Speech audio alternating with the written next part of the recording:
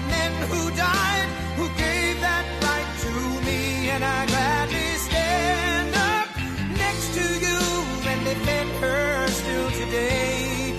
'Cause there ain't no doubt I love this land. God bless the USA.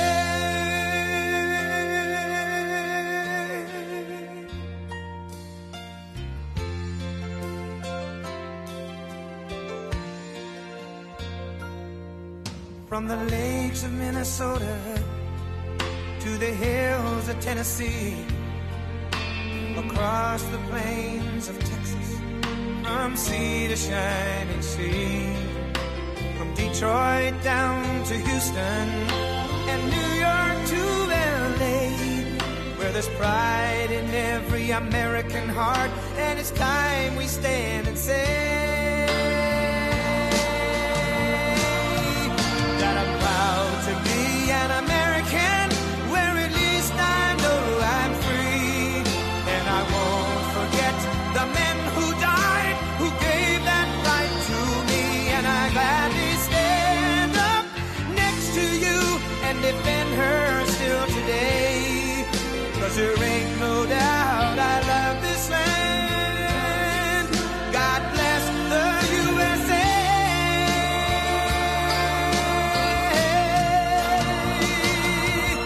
And I'm proud to be an American, where at least I know I'm free, and I won't forget the men who died, who gave that right to me, and I gladly stand up next to you and defend her still today. 'Cause there ain't no doubt I love this land. God bless the USA.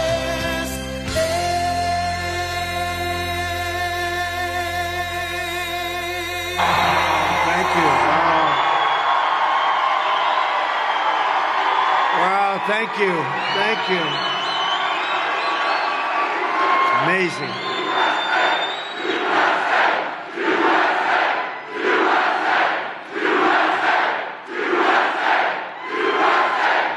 Thank you very much. And a very, very big hello to Wisconsin. It's great to be back. You know, before I start, they say that Wisconsin is probably the toughest of the swing states to win. I don't think so at all. I don't think so. We have got the biggest crowds. They've never seen crowds like this. This is unbelievable, actually. You know, I could be anywhere right now. I could be beautiful beaches. I could be all over the world, and I'd rather be right here. What's more beautiful? We are going to win the greatest election in history. And it's incredible to be back in this beautiful state with thousands of proud, hardworking American patriots, which is what you are just 30 days from now. We're going to win the state of Wisconsin. We're going to defeat Kamala Harris. And we are going to make America great again. We're going to do it. We're going to do it, and quickly. We're going to do it quickly. And when we win, it will be considered the greatest political victory in American history. You know that, right? I saw that. You know, I saw that. I've never really said it that way. I've said it a lot of different ways, but not that way. And I saw one of these Democrat, I guess congressmen in this case. He said, you know, if he does this, because we're leading in all the polls, we're leading everywhere. Leading in Wisconsin, too, by the way, which is very important. You see, because this is the ultimate poll. When you get this many people, this is the ultimate poll. But, you know, they had this Congress, and he said, you know, if he does this, it's going to be like the greatest political win in the history of our country. And I said, wow, that's great. I love that. We love that, Troy, don't we? So it will be incredible. And I think we're going to have something that's going to be amazing. The world is going to be watching, and we're 30 days away. 30 days away. So you have to get it. But, you know, we had an incredible evening last night in Butler, Pennsylvania. It was a beautiful evening. It was a very different kind of an evening. It was a tribute to a very brave firefighter, you know, Corey. He was a real Trumper. Corey was a Trumper. He was a MAGA guy. He was an America First guy. He had the whole deal going with the outfits, the hats. He had everything. He was great, and his whole family is great. But he really, look at it the way I look at it, he sacrificed his life in an attack 12 weeks ago, and you have to look at what happened last night. We had over 100,000 people show up in beautiful Little Butler. It's Little Butler, but beautiful Butler, Pennsylvania. We had a crowd, and you know, this is a hell of a crowd, too, I have to tell you. It's happening all over. But we had 100,000 people, and there was love, and I had a fantastic Christopher. I had a great opera singer, and he went up and he sang Ave Maria. You saw that. We had a short moment of silence, and then the bells rang, and they said, "Where do we get bells?" I said, "Why don't we just take them off the Cathedral of Notre Dame?" He said, "Those are good bells, and you actually have tapes." So we said, "Let's use them. Maybe nobody's going to find out." We had these magnificent bells ring, and then Christopher got up, one of the best opera singers I've ever heard, and he got up and sang Ave Maria during this moment of silence. It was an unbelievable evening, and we have something to show you the kind of crowd we had last night. It was really something special. So let's put it up if we can.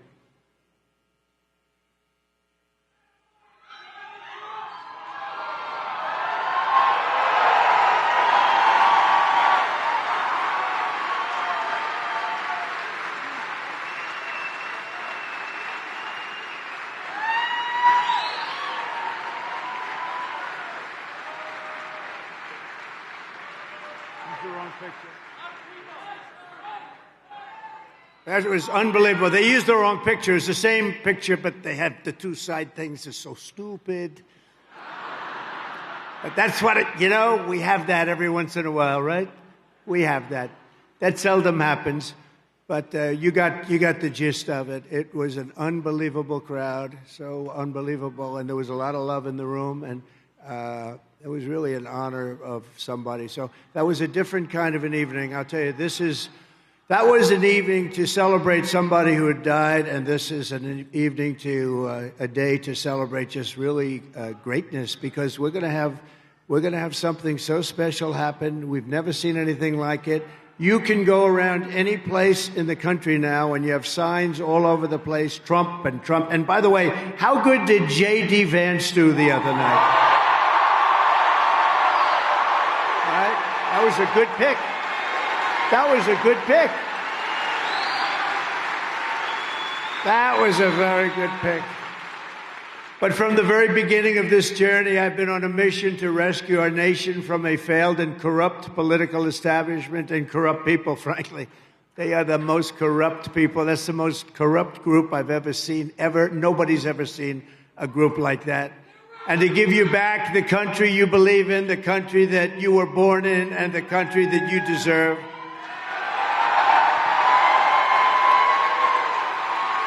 And in that mission, I will never quit, I will never bend, I will never break, and I will never yield. I'm like these guys over here from Texas.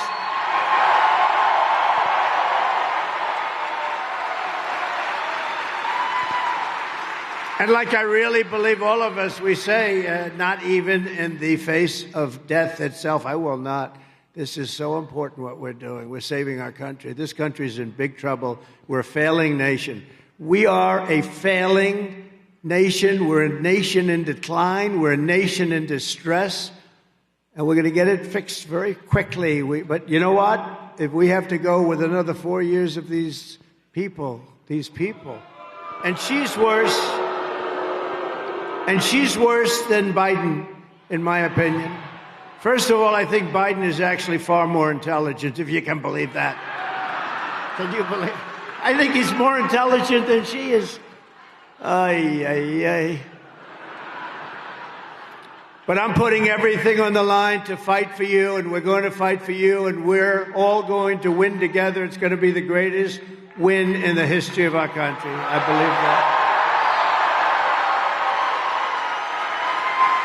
I believe it. Thank you. Thank you. And I'm only asking you to do one thing. We don't even need your money. Keep your money. Just go out and vote. Get everybody involved. Go and get them involved. Kamala Harris, you know, I tell people, I say, you can't use the name Harris. Nobody knows who the hell she is. You say Harris. If you say Harris, they say, who's Harris? I don't know what it is. The name doesn't catch on. So we'll use the word Kamala. Kamala. But Kamala is a disastrous, radical, and grossly incompetent vice president who has betrayed our country and the people she swore an oath to serve. She was our border czar. And you know what? She doesn't want to call that, so let's not call her that. She was in charge of the border, okay? It's the worst border in the history of the world. They announced last week that 13,099 murderers were released during their term. They then tried to say, well, it wasn't really good.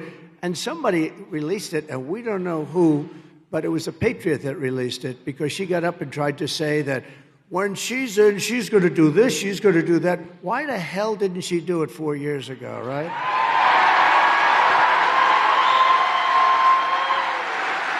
But she threw open our border, destroyed the middle class, and now as our citizens are suffering from catastrophic hurricane, I mean, this hurricane has been a bad one. Kamala Harris has left them stranded. This is the worst response to a storm or a catastrophe or a hurricane that we've ever seen, ever. Probably worse than Katrina, and that's hard to beat, right? Worse than Katrina. They didn't do too good a job either, but this is worse. And she sends their money to foreign nations. He and she, they send hundreds of billions of dollars. They send hundreds of billions of dollars to foreign nations. And you know what they're giving our people? $750. 700. Here, take it. This is the worst response, I think. Troy, what do you think? The worst? Never saw one like this. This guy, Troy, is good, but I'm going to bring him up. This guy, he's got a brother who might be better. I don't know. He might be. He's damn good. I'll tell you what a group we have up here. The Patriots, you know, the patriotism, all we want to do is take our country back and fix it. We want to fix our country. Right? That's all we want to do. Is that asking so much? Time and time again, Kamala has proven that she cannot be trusted and she can't do the job. First of all, she's grossly incompetent. I don't care. She doesn't do interviews. They said, why doesn't she do? Because she isn't competent. She can't answer the question. She can't answer anything. And I don't know, you know, they want to do 60 Minutes. Remember I had it out with them last time because they had the laptop from hell and they said it was from Russia. I said, no, it was from Hunter. I turned out to be right. Remember Leslie Stahl? She's another real heavyweight. Leslie Stahl, we got into like an argument on 60 Minutes, and I turned out to be right. But to the best of my knowledge, I have not received an apology. That was a big deal at the time. She said, how dare you? You shouldn't say that. This was from Russia. I said, it wasn't from Russia. It was from Hunter. Oh, it's terrible. So we're waiting for an apology. They want to do it again. I'll do it again, but they got to apologize. Don't you think I should make them apologize? If you want a president who inundates your towns with illegal alien criminals, and by the way, every town and every little city and every big city, frankly, are petrified. Even if they haven't arrived yet, they will be, because you're talking about 21 million people at least just during this 3.5-year period. If you want someone who steals your wealth and abandons your family when the flood's waters rise, those flood waters rise, and they were gone. They haven't seen anybody from the federal government yet. The federal government isn't there. And by the way, how good a guy is Elon Musk? Right? You saw him last. How good?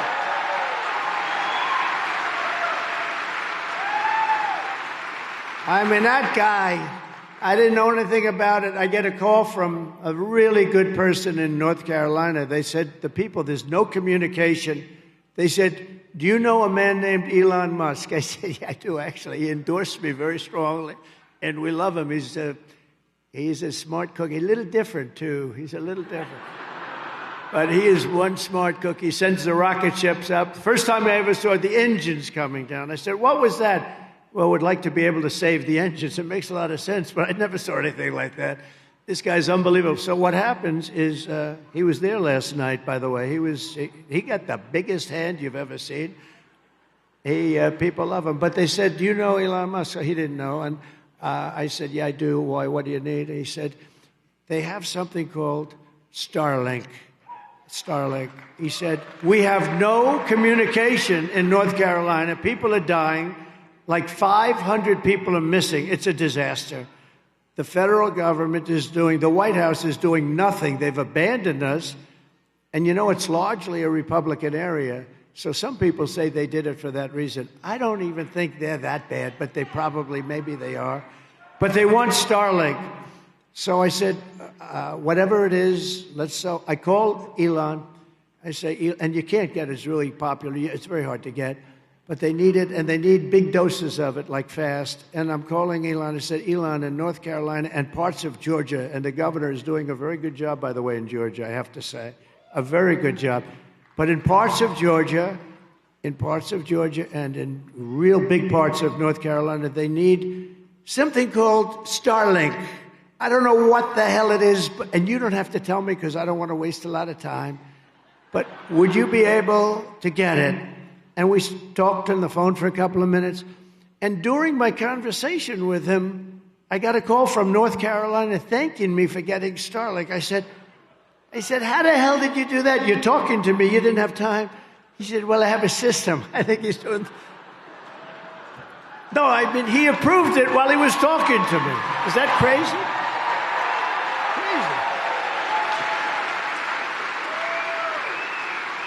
We have got to be with, and we've got to protect our brilliant people because we don't have too many of them. We need our brilliant people protected. And Kamala is not one of them, I can tell.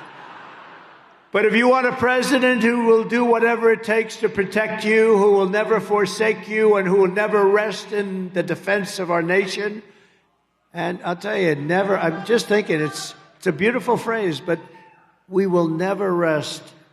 We're never going to do anything that will be other than protect the people of our country and our nation. Then you better vote for a gentleman named Donald J. Trump. Have you ever heard of him?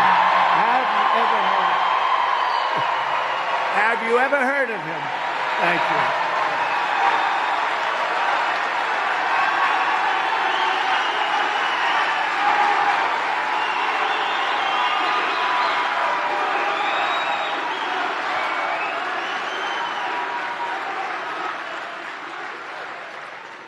Well, I'm going to always get the job done in America and for America. And one thing we always will do, and we've got to do now, because for 50 years we haven't done it, we will always put America first. It's time for us to put America first. We did it 4 years ago, I can tell you.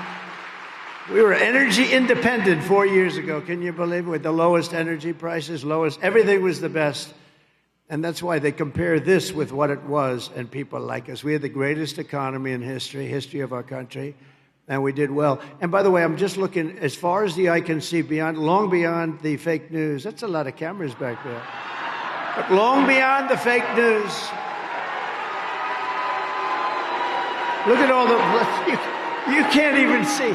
That's a lot of people. That's a lot of people.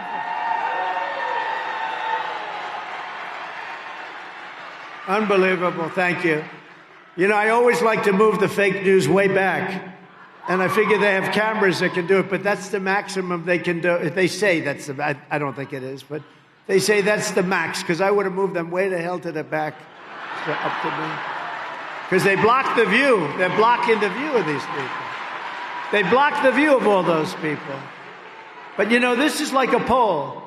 And you have 50,000 people here, 50,000 people.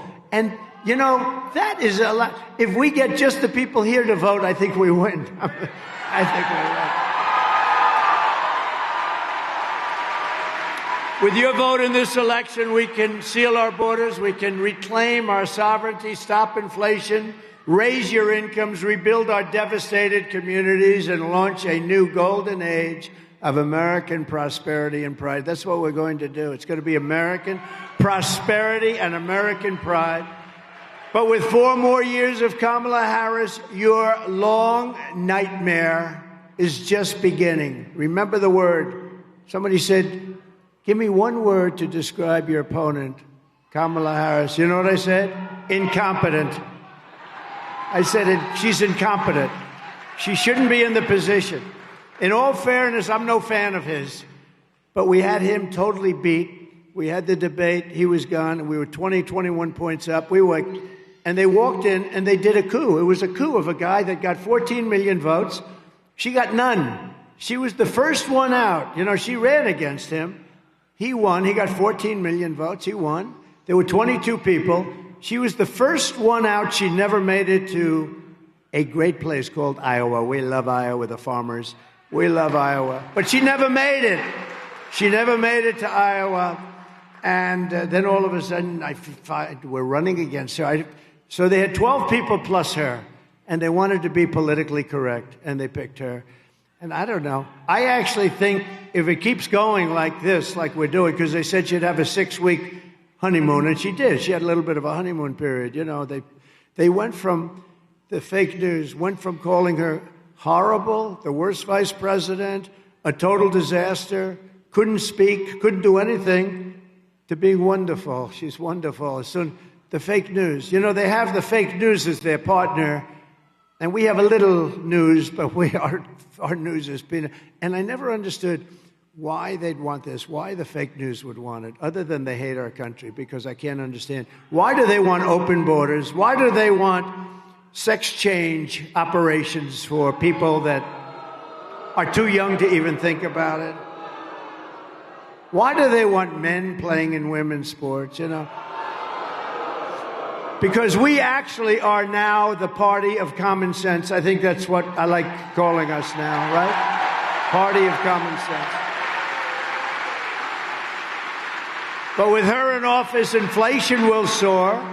You see where she's working on inflation? Nowhere where she has no idea what she's talking about. She's working on, I will work on inflation. Why didn't you do it again 4 years ago? Why didn't you do it again? You know, my theme with her is, why didn't you do it again? But why didn't you do it then? Why didn't you do it 4 years ago? Why wouldn't you have done this stuff? You want to do this stuff. They want open borders. So now they gave it a little bit of a closure, so the numbers look a little bit better than they did. The damage is done. We got 21 million people in here. We have 647,000 criminals released from jails and insane asylums, released into our country. The damage is done. But you say, how could you be talking about the future? The damage is done. They've got to be talking about getting these criminals immediately out of our country. We have to talk about that, and we're going to do it, and we're going to do it rapidly. Why didn't she do it 4 years ago? The economy will crash, your borders will be permanently erased, your towns will be ravaged, and our country will never, ever be able to recover from this disaster. We're going to recover fast. But if you go 4 more years, you may never recover. In fact, I will say, some people say it, I think it's very severe, but I can understand it. Some people say you'll never have an election again. This would be your last election. And I can see it. Remember, I used to say we'll be Venezuela on steroids. And that's sort of what's happening. We're Venezuela on steroids. And we're buying a lot of Venezuela oil. How about this? We foreclosed on his old, broken little plane, the dictator, the head. We foreclosed on his plane, but we buy billions of dollars of oil. Can you imagine that? It should be the opposite way, really, shouldn't it? You know, we took his plane away, but we give him billions of dollars a month in oil. Can you believe it? We're buying oil from Venezuela, and we have more liquid gold under our feet than any other country in the world, and it's good. And they don't have oil, they have tar. They have tar. You have to melt it. And you know where it gets melted? In a refinery. You know where? In Houston, Texas. So if you're an environmentalist, all that stuff, I'm going to talk to you about this with Texas. All that stuff is going up into, we do it. It's the only refinery in the world that can do it because basically they have a lot of tar and you have to melt it and it's a dirty process. We have the sweetest, lightest, most beautiful stuff. It's not even believable. The only way to avoid this miserable fate for America is if Wisconsin and the entire Midwest turn, and I mean turn out in record numbers. We need,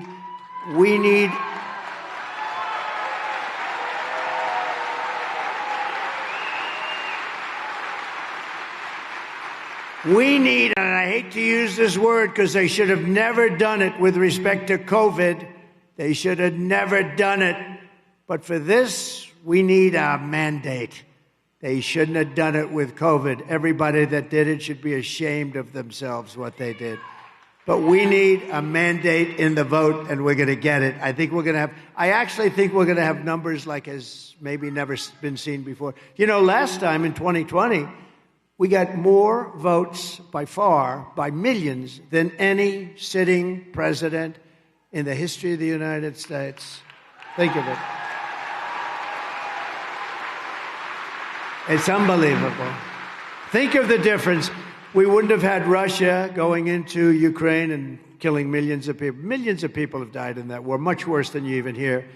But that wouldn't have happened, would have never happened. I talked to Putin about it a lot. It was the apple of his eye. He would have never, ever done it, wouldn't have done it. On top of that, the oil prices went up so high that he was making a lot of money doing it. It would have never happened.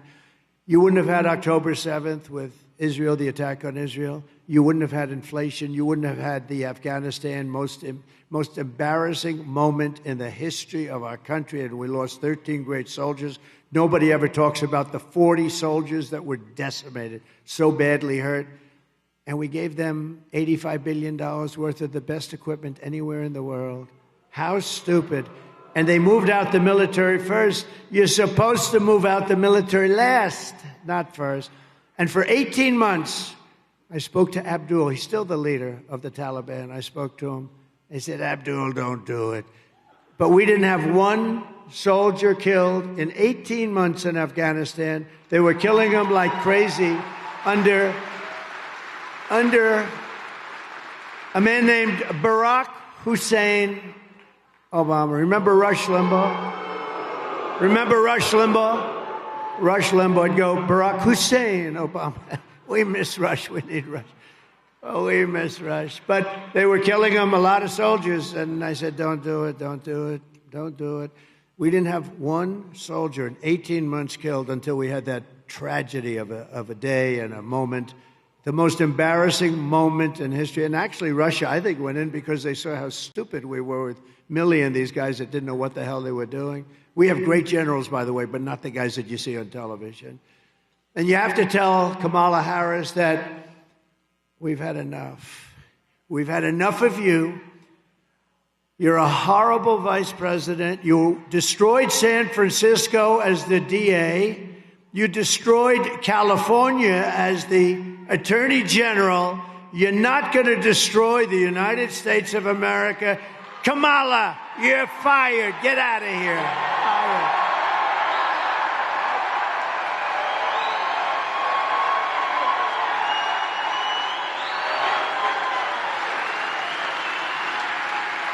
We're not going to let him do it, Troy.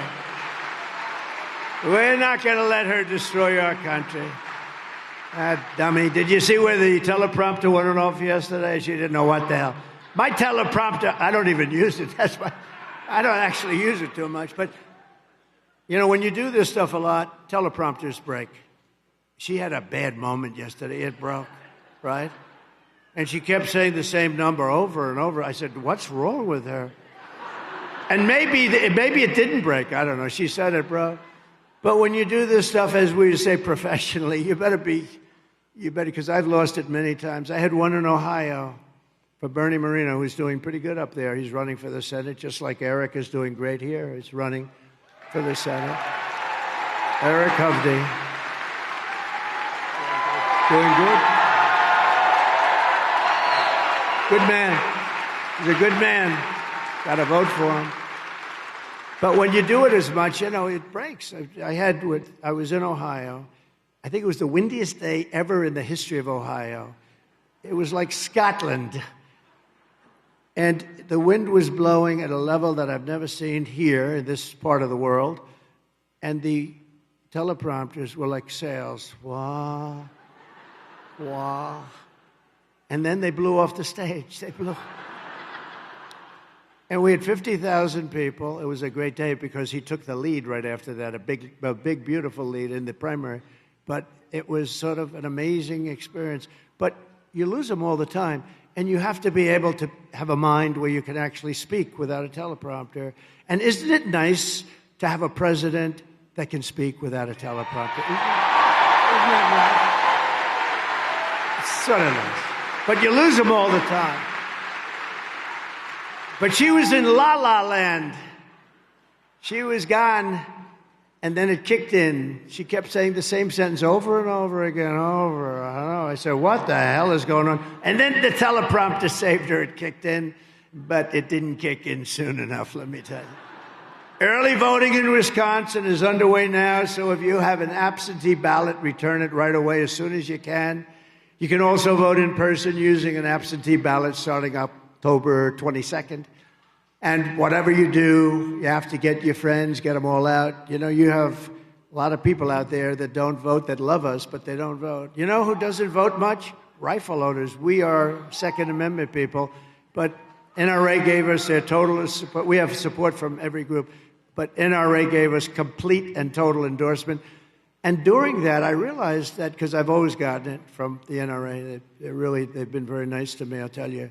But they did tell me that people that own guns and rifles don't vote relatively, like a very small percentage, like 15%. If you would vote, nobody could beat us. I'll tell you another one that don't vote. I love these people. Evangelical Christians. The Christian community doesn't vote as much as they should. They go to church. So now what we're going to do is we're going to go to church and we're going to get out and vote. But the evangelicals don't vote that much. And if they did vote, we could never lose an election. You couldn't lose,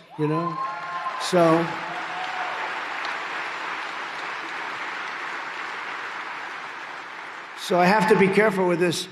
I said once about a month ago, you only have to vote this one time, and after that, everything will be good. And the fake news said, see, he wants to be a dictator and take over the country. No, that's not what. I said, we got to fix the country, got to make sure, and then the country will be great, and we're going to have, hopefully, some great person, whether it's JD or somebody else.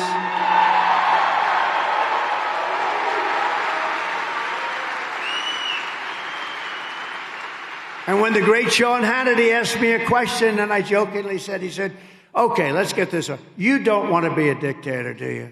I said, Sean, I only want to be a dictator for one day, and I'm going to close the borders and drill, baby, drill, but after that, I never want to be a dictator, right?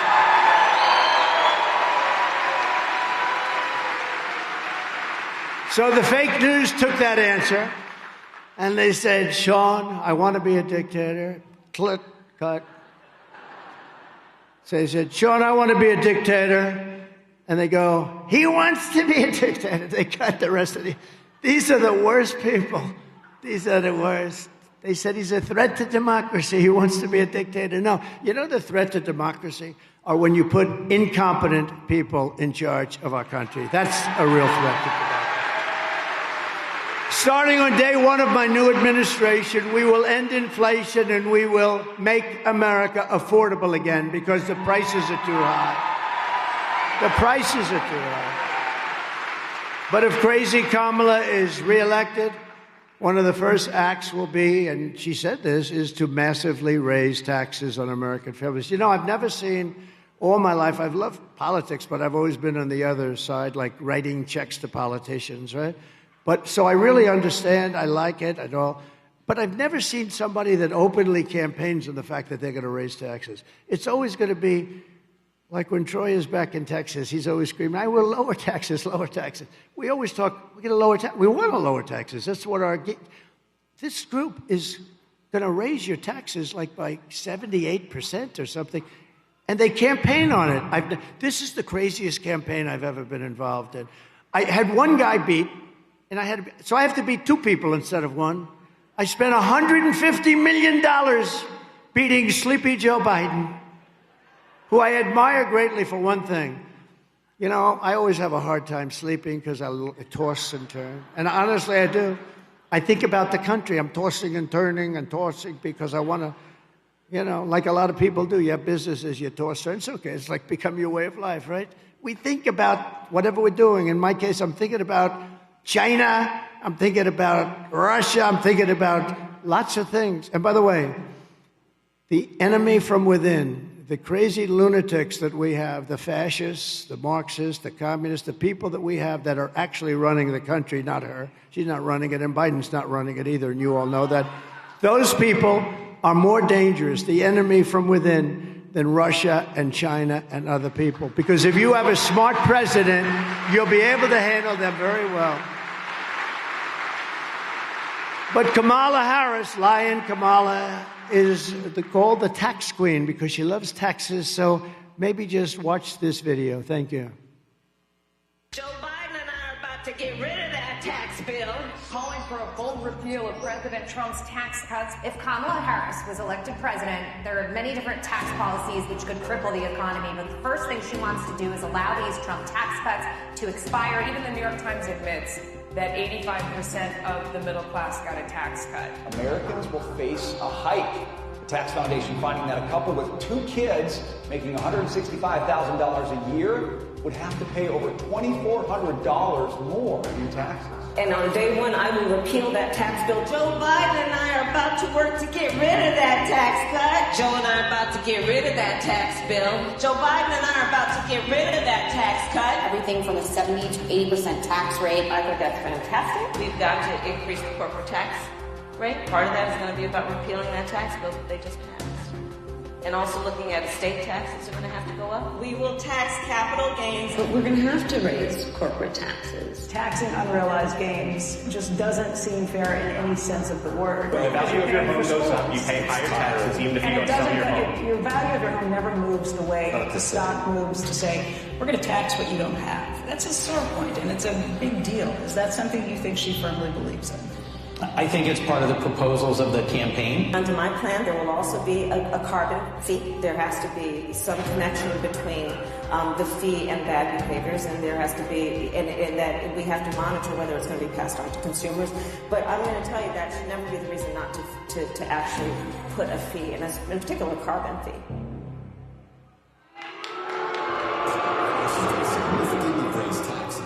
How about the tax on unrealized gain? That one hasn't even been tried. That's a communist tax that hasn't been very successful, I tell you. It's, think of it, they want to have a capital gain on unrealized gains. Think of what they're saying. You're going to pay a tax on something you haven't made. No, these are stupid people, would be driven into a depression like 1929-style depression. For years, Americans have watched as our country has been stripped of our jobs, stripped of our wealth, and seen our companies being sold off to foreign countries. And by the way, I would not approve the U.S. steel deal to Japan. I wouldn't do it. I wouldn't do it. One of the greatest companies in the world, 60 years ago, was one of the greatest countries in the world, and we have to help it. We have to make it better. We have to be able to make steel. It could happen. You have a war. And when you have a war, you need things like army tanks and ships and lots of things that are made of steel. We don't want to get our steel from China. We don't want to get our steel. You know, I put a tremendous tariff because China was dumping a lot of bad steel here. Bad steel, dirty. I call it dirty steel, not good steel. But I put a big tax. You know, I took in hundreds of billions of dollars from China. No other president took in 10 cents, and I saved our steel industry by doing it. So I'm very proud of that. But under my plan, for the U.S. economy, American workers will no longer be worried about losing their jobs to foreign nations. Instead, foreign nations will be worried about losing their jobs to America because we're taking them back. We're going to bring those companies back, and we can do it with intelligent taxing. We can do it like they've been doing to us for years. It's very simple. And we have the place that people want to be. And it's not going to be that way always. If we keep going like this, nobody's going to want to be here. German car companies can become American car companies. We can beat China in electronic production. Manufacturers that have left us will come roaring back. They're going to come roaring back. This thing has gotten such great reviews. I'm going to explain it. It's so simple. And some people said, wow, that's unbelievable what you're doing. Where did you get that idea? I'm going to go a little forward. I got the idea from, if you want tax benefits, you have to build in America. If you don't want tax benefits, you don't have to do. The United States will give you the lowest taxes, the lowest energy costs. We have the most energy. We have more than Saudi Arabia. We have more than Russia. We're going to give you the lowest energy, the lowest regulatory burdens, and free access to the best and biggest market anywhere on the planet. But only if you make your product here in America and hire American workers for the job. And we don't do that. You know, there's this crazy person that you just watched. She gives you a tax benefit if you make your product in another country. These people, it's so crazy.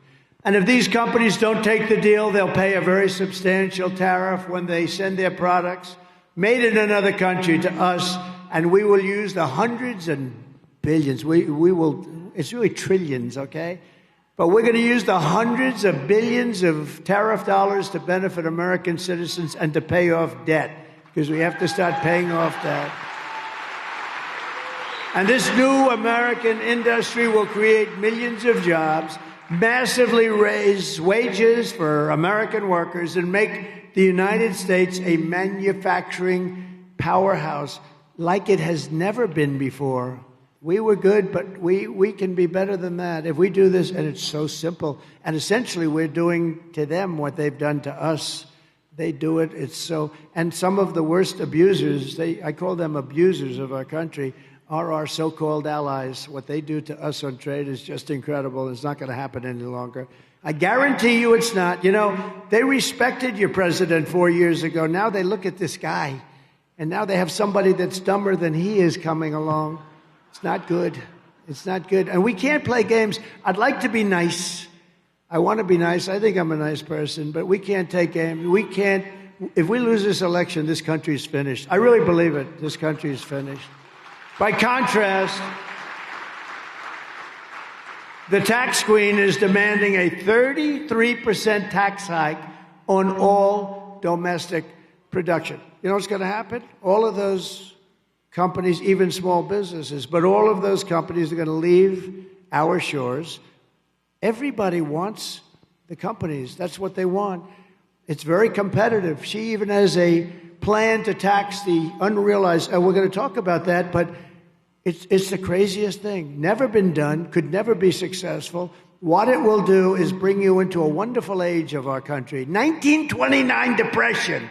Everybody's going to leave. So if a company succeeds, it must give up much of its value to the government of the United States. Everyone's going to leave. They're going to take their companies. They're going to get out. You know, it used to be you moved from state to state and you'd negotiate. Now people are moving their companies to other countries.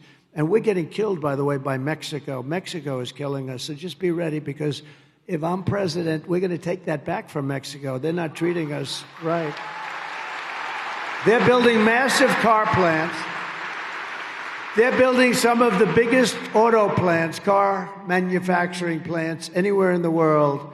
And then they think they're going to build them cheap and sell them into our country and destroy Michigan and all these wonderful state, so it's not going to happen. We'll put a tariff of 200% on if we have to. We're not going to let it happen. We're not letting those cars come into the United States and destroy our car industry. You won't have anything left. You've already lost 60% of it. You've lost so much over the years. Not when I was there. Kamala Harris already cost the average family $29,000 with rampant inflation. The inflation that we've suffered for the last 4 years now, it's almost 4 years, it's coming back. And look, we're not going to let this happen either. And the price, you know, they talk about more than anything else, groceries. Who would think groceries? It's so bad to go to the supermarket. Who would think it could happen? Her plan would raise taxes on $4.1 trillion. We're going to be raising them by $4.1 trillion in taxes, hiking the families' taxes by $2,600 to $3,200 a year, reducing our GDP by 2%, lowering wages by 1.2%, and killing 786,000 full-time jobs. And I don't know if you know, last month we lost 26,000 manufacturing jobs in the U.S., 26,000, because people want to get the hell out of here. You know, the market goes up every time I get a good poll number, and we have had great ones now. The market's starting to go, and they get the credit for it. Isn't that a terrible thing? I said, do me a favor, just sort of, every time we have some of the biggest analysts, the best analysts in the world. They're saying every time Trump has good publicity, the market goes up. Kamala is right now shutting down power plants all across the country, causing electricity prices to they are soaring. You see what's going on with electricity? By more than 100% soaring, and driving us into third world status by attacking the entire fossil fuel industry. Just so you know, you need fossil fuel to fire up those big, massive plants. The wind isn't going to do it. It's wonderful. Isn't that nice? Look at the little windmill. It's so beautiful. We need fossil fuel. You know, they tried it in Germany. Angela was thrown out after about a year, and now they're building a coal plant a week. I don't like flies. Get out of here, fly. Never been a big fan of flies. You don't mind my bringing that up, do you? Anyway, this is a very aggressive sucker, that is. This one. This one in particular is very aggressive. Like, I'm going to be aggressive for our country. You can probably say that. If this continues, Wisconsin manufacturing will be dead. You'll be absolutely dead. And, you know, I got you the biggest shipbuilding contract in the country in my last year, right? He's nodding yes, right? The biggest, and they've done a great job, but the biggest, I took a lot of heat. A lot of people are not in love with me for doing it, but I got it for Wisconsin, and you know that. Actually, you know it from Texas because they wanted it too. I won't say that too loud. But everybody wanted it, and I got it for Wisconsin, and they're doing a great job. They're doing a great job. But the horrific nightmare for American workers ends the day that I take the oath of office. It will end on that day. It's going to be over. We're going to have a country that's going to turn around very fast. The centerpiece of my plan for a manufacturing renaissance will be a 15% made in America corporate tax rate, cutting the business tax from 21 to 15. Okay, so I took it from 39 to 21 with the help of your great congressman over here, Troy Nehls. We fought hard. But we took it from 39 to 21. Everyone said that's impossible. We got it approved by Congress. Can you believe that? And now what we're doing, and that makes us pretty competitive, but not that, because there are many countries. And again, remember, the countries there are sort of our opponents on trade.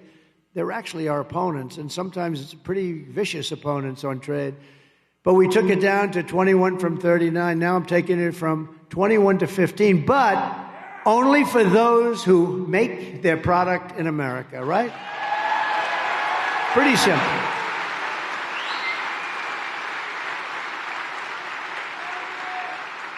And, you know, I got a call from some of the smartest geniuses on Wall Street. They said, where did you ever think of that idea? It sounds simple, right? It's like the paperclip. They make the paperclip, and everyone's saying, why did I think of that? But we will protect those companies moving into America. And this is just as important, because you can't have them and then everybody comes and steals your company, steals your people, dumps your product. And so this is important. And all of our existing companies are going to be protected with stiff tariffs placed on companies that don't move in. If they don't move in, they're going to have to pay tariffs, because we're not going to let them hurt the companies that do move in.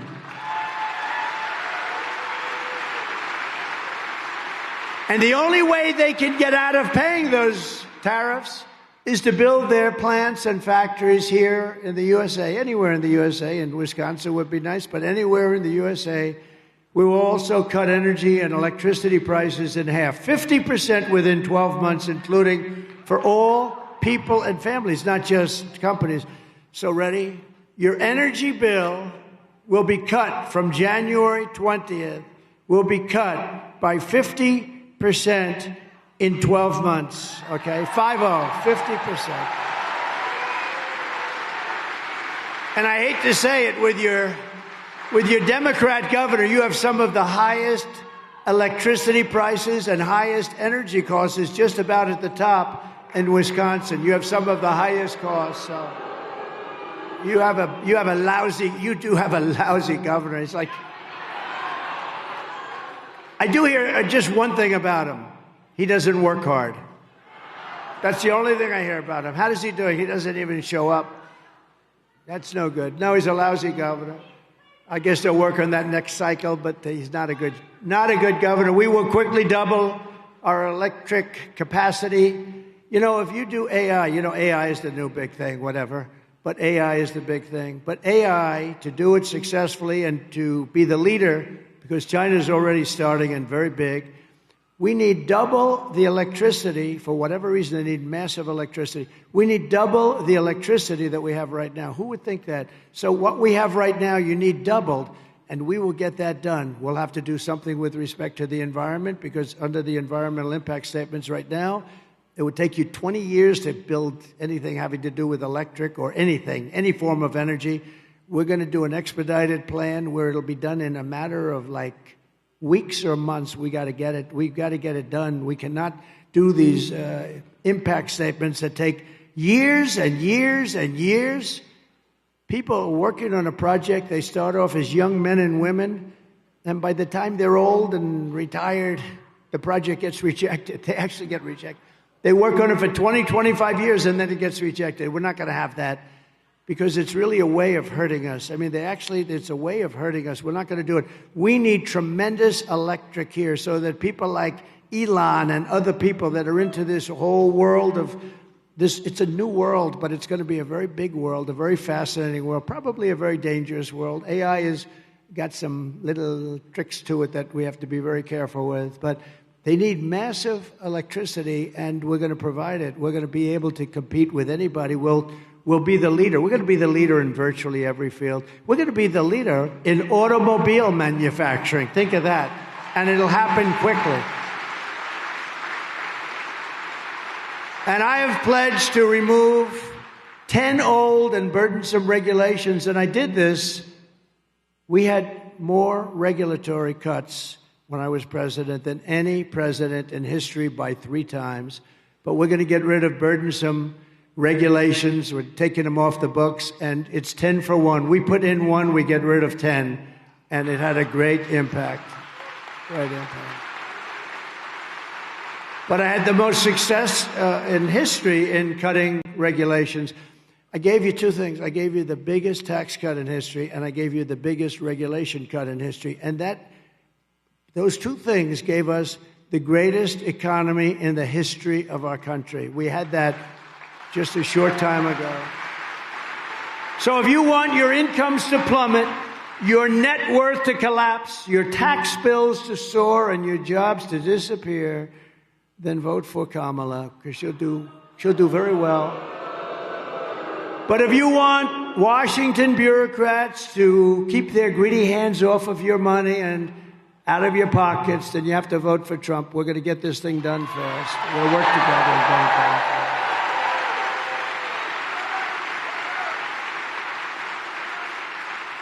So the other thing we're going to do is we're going to terminate Kamala's insane electric vehicle mandate where every car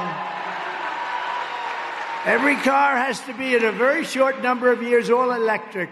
They don't go far. And by the way, I love electric cars. I think they're great, but they're for a certain market. And we want also gasoline-powered cars, and we want hybrids.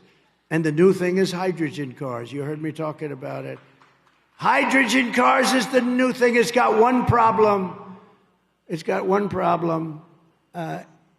very violent.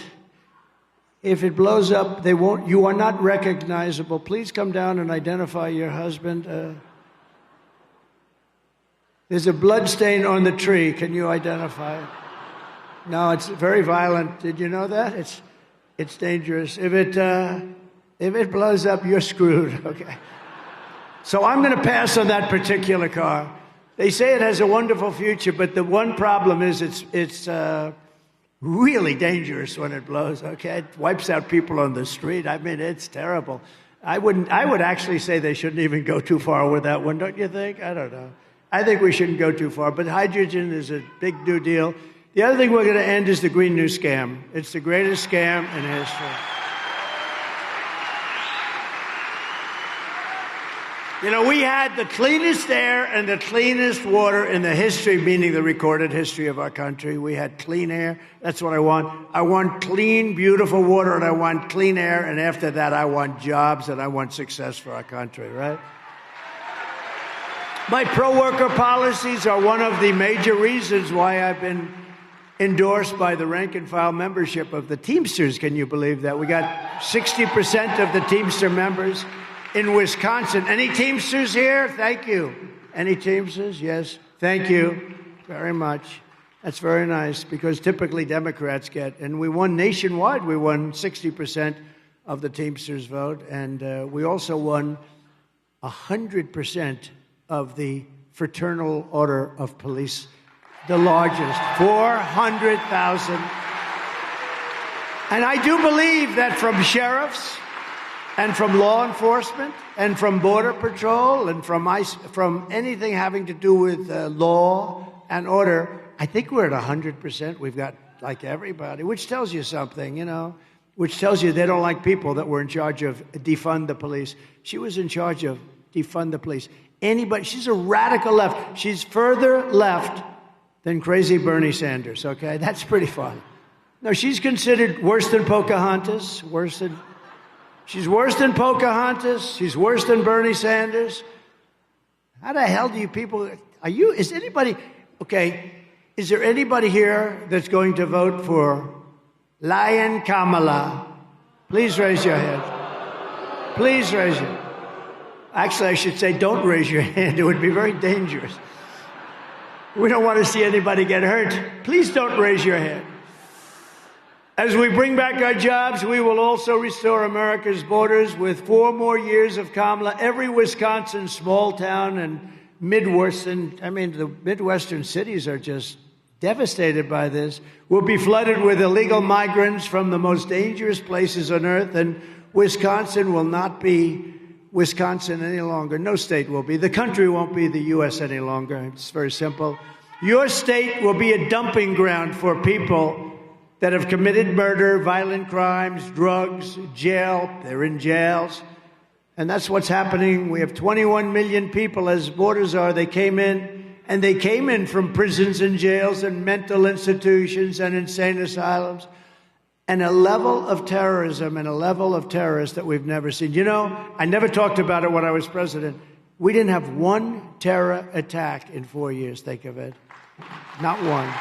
Think of it. Not one. And I had a lot of people say, sir, it's time you should say that. I said, I don't want to say it until I'm finished. I don't want to say it. I didn't want to say it. But we didn't have one terrorist attack in 4 years. 1 week ago, I was in the beautiful town of Prairie du Chien. Have you heard of it? Prairie du Chien.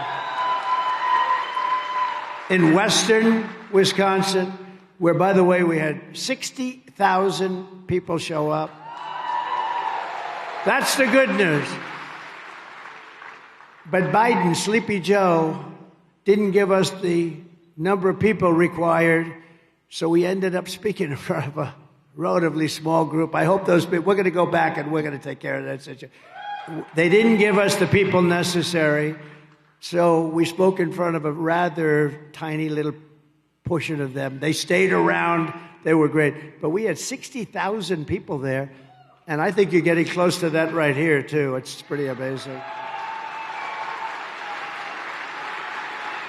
But Prairie du Chien, and last month, police arrested an illegal alien member of a savage Venezuelan prison gang. Not a nice person. This vile monster, who had prior charges for strangulation, was arrested. He liked strangling people. Other than that, he was quite a nice person. No, his thing was he liked strangling people. Was arrested for holding a mother and daughter captive against their will and sexually assaulting them again and again and again. This animal crossed Kamala's wide open border, just walked in. Nobody asked anything about him. They knew nothing about him. He was arrested and released in the sanctuary city of Minneapolis, where you have one of the worst vice presidents. Can you imagine that clown? What JD did to him? How about that guy?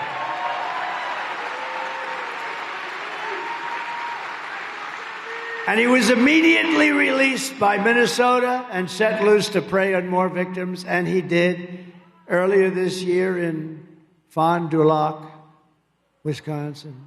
Fond du Lac. Nice. I love these names. I wish they could give me a little easier names. It just. They told me that's the way you pronounce it, so I hope I got it right. But an illegal alien released by Kamala Harris was arrested for tying up and blindfolding a 12-year-old, you know this, you read it, it's a big story, a 12-year-old girl in the back of a van and viciously assaulting her in so many ways sexually. Today I make you this promise: I will liberate Wisconsin and our entire nation from this mass migration invasion of murderers, child predators, drug dealers, gang members, and thugs. Going to be liberated. Going to liberate. It's incredible. It would be just incredible. Thank you. Thank you. It's so sad we even have to talk about it. Who would even think we have to talk about it, really? And I think, they say the biggest topic is the economy, the biggest topic is inflation, and then the third topic is the border. I really don't agree. I think the biggest topic might be the border, because I just think, we'll solve the problems, and we're going to drill, we're going to get your energy down, the energy is going to bring everything else down, we're going to get the interest rates down. I was 2% in my administration, now they're 10% and you can't get any money. That's killing the American dream for young people. So we're going to get it down. But to me, I know they do all these polls, and the polls say it's the economy, and the polls say very strongly it's inflation, and I can understand it a little bit. To me, it's the horrible people that we're allowing into our country that are destroying our country. And it's the hardest problem to solve, too. I mean, it's a big, tremendous problem. And that they could do this to our country, putting, again, 13,000 murderers, many of them murdering many people. Many of them, or a certain number of them, a fixed number, but in death row, they were going to be executed. And rather than executing, they said, let's go, we'll dump them into America. They're stupid there. They'll accept them. 13,099 people. Drug dealers at a level that nobody's ever seen. Terrorists from different countries all over the world. This is no longer South America. This is all over the world. And they come from the Congo.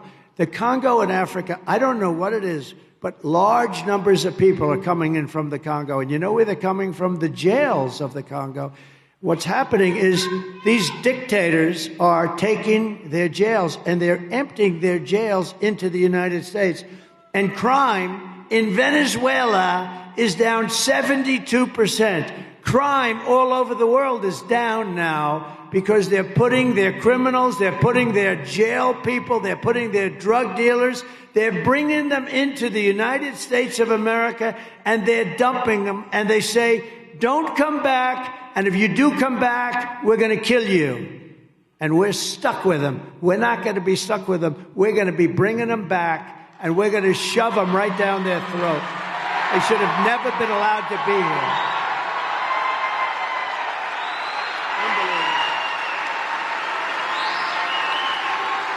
It's unbelievable. It is unbelievable. Thank you. And we're not allowing these people to invade us, to conquer us. I mean, did you see what they're doing in Colorado, where you have a very weak governor? He's very weak. He's a liberal guy and very weak. And they've attacked Aurora, Venezuela gangs, young guys. They have weapons like our military has, the equivalent of our military. And they've taken over buildings in Aurora, Colorado.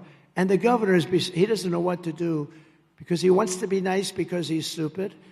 And he doesn't really know what to do.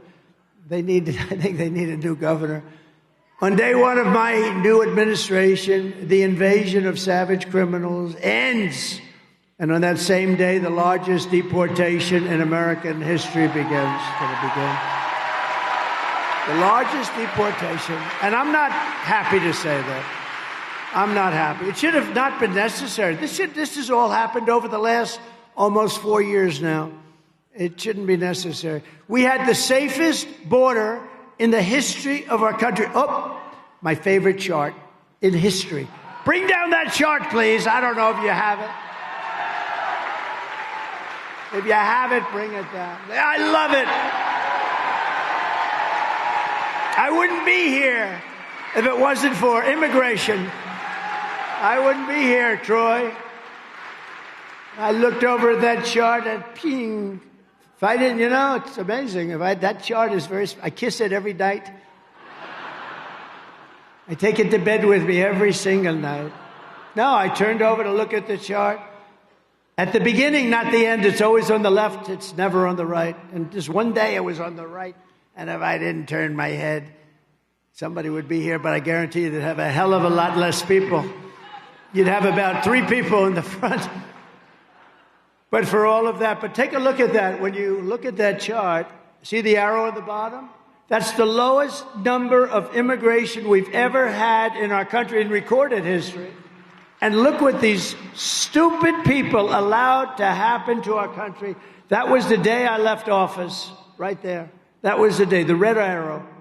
Look what happened. And all they had to do is leave what I had. I had a policy, remain in Mexico. You have to remain in Mexico until you get checked out. And not a lot of people got checked out. Some very bad people were coming, and they wouldn't get in. They couldn't get in. We built hundreds of miles of wall, and boy, did it work. And then they could have thrown up. We had 200 miles that we were still putting up. We were 500 and some odd miles of wall, a lot of wall, and it was working. We used the Mexican government. They paid a fortune. The Mexican government gave us 28,000 soldiers to protect our border because I said, they're coming through your country. You're going to do it. They said, no, I'm not. To the president of Mexico, who I got along with great, but he said, I won't do that. I said, yes, you will. You're going to do it. They're coming through your country, and you're going to do it. They said, no, we won't do that, President. We won't do it. I said, yes, you will. And I said, I guarantee you will. And they started saying, what the hell does this guy have in mind? And I said, if you don't do it, I'm going to put 100% tariffs on your cars and all other things you send into the United States, and we'll make so much money, we'll be able to hire all the security we want. And they said, Mr. President, we've decided that we would love to do it. We would love to do it. They paid a big price. Mexico paid a lot of money toward our wall. Let me tell you, they gave us great security. They had a lot of soldiers, thousands and thousands of soldiers. I said, free of charge. I'm not reimbursed. I didn't reimburse them. And then when these clowns took over, think of it, remain in Mexico. Catch and release. So we had catch and release in the United States. We made a minor change. We catch and release in Mexico. That's a big difference. Would you say that's a difference? That's a big difference. So we did all these things, but that was the lowest number in the history of our country, and all they had to do is leave it. Guys like Tom, Holman, Brandon, Judd, you have people now at the Border Patrol that are phenomenal, and they want to do the job, and they're not being allowed to do the job. And then they made this minor change a couple of months ago to try and make the numbers look better. But what they didn't tell you is they're still flying thousands of people overhead. And that's not reported. And they have an app. And you know who the app for is the cartel heads. They call an app so that we can tell them where to drop the criminals. Can you believe it? They have an app.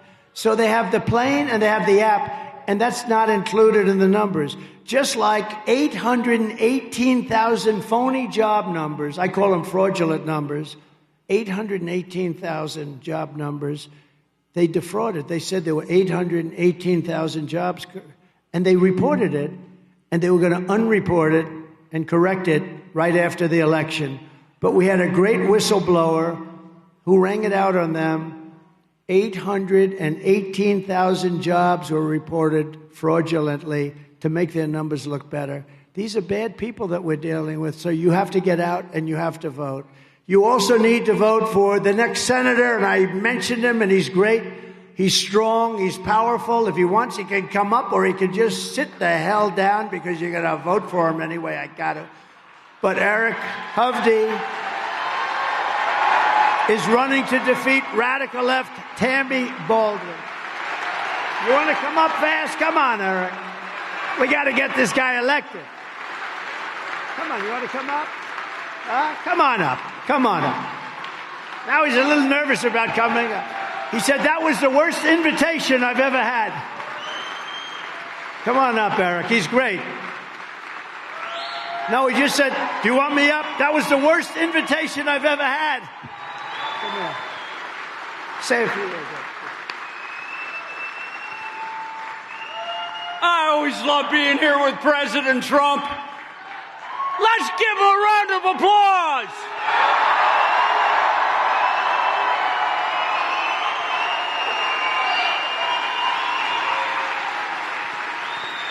President Trump, I was talking to the folks beforehand. In business, results matter. You know, you got to get a deal done. You got to make money. You've built one of the most successful careers, biggest developer. I've spent my life in the private sector building businesses. We're going to get this country moving.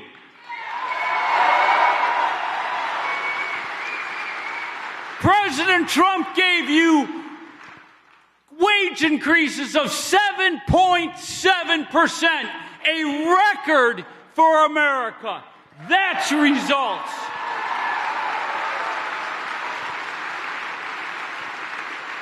The world had no wars.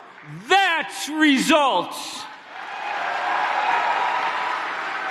Our communities were safe because he had the border closed and he stood by law enforcement. That is results.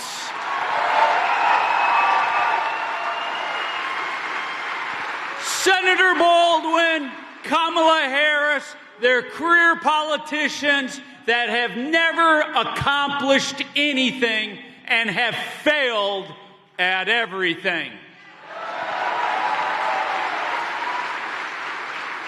So all of you, go work hard, go grab every friend, colleague, neighbor, and let's restore this great country and get President Trump and me to Washington. Let's go, folks!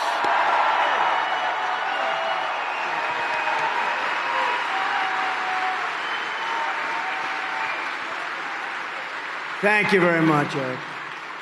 He's a great guy. He's a very, very successful guy. He's strong. It's what you need. Tammy Baldwin does nothing. She does nothing for you. Nothing. And we're also delighted to be joined by a friend of mine. He's a great senator, and he's done a really good job, and he loves your state. Senator Ron Johnson. Ron.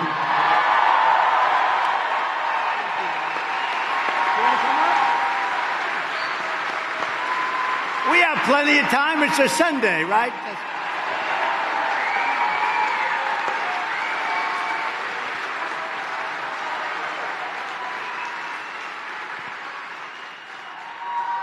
Thank you, Mr. President. Thank all of you for coming.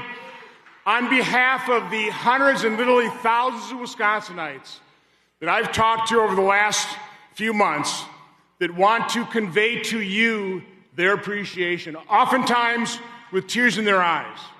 They want to thank you for your courage, for your tenacity, for your love of this country, for your willingness. They realize you didn't have to do this, but you're willing to do it because, like them, you love this country fervently. So on behalf of all those Wisconsinites, I want to say thank you. Thank you.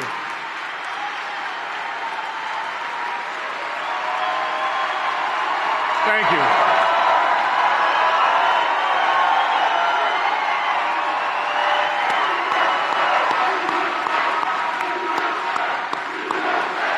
USA.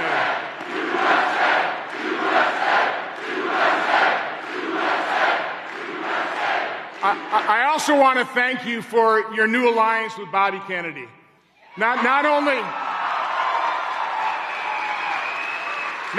is that important, so we are actually going to address the huge problem of chronic health and children's health, but you are right about the enemy within. They are dividing us on purpose. They are destroying this nation. And by aligning with Bobby Kennedy, you are setting the example, the two of you. Set the differences aside, focus on an area of agreement on a big problem, and in doing so, you are demonstrating exactly how this nation can come together, how we heal and unify America. So God bless you, God protect you, and God bless America. Thank you.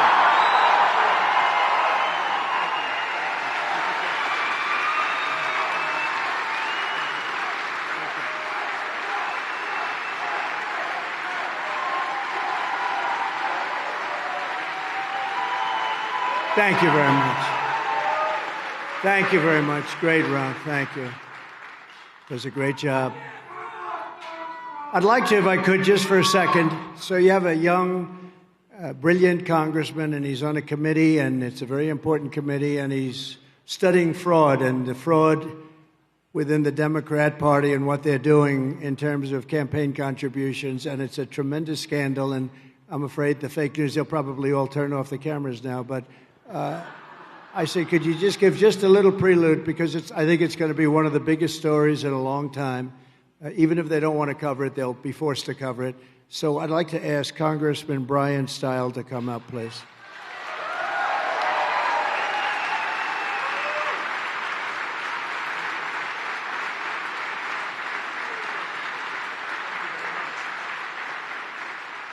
Isn't it great to be at a Trump rally? Do you agree with me? President Trump is going to win Wisconsin in 30 days?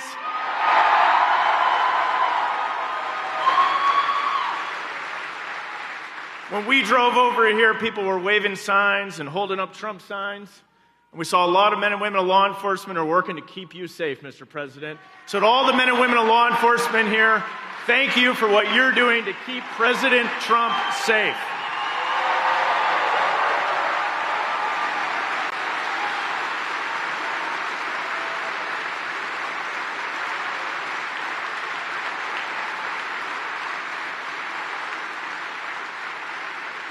Law enforcement's a lot about keeping us safe and enforcing the laws.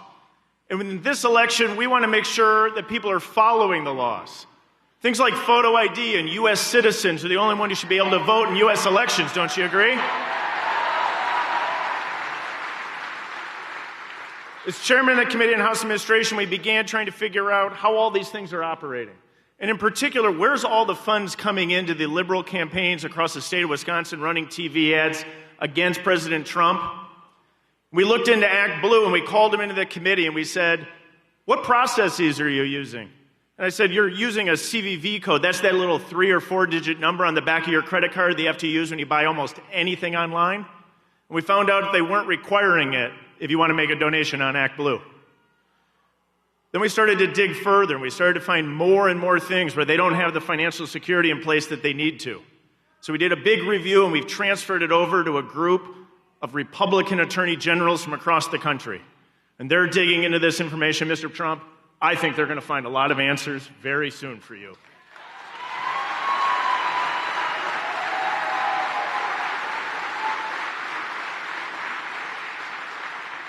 So President Trump, thanks for what you're doing for this country.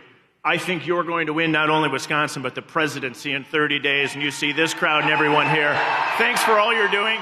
God bless you. God bless you, President Trump.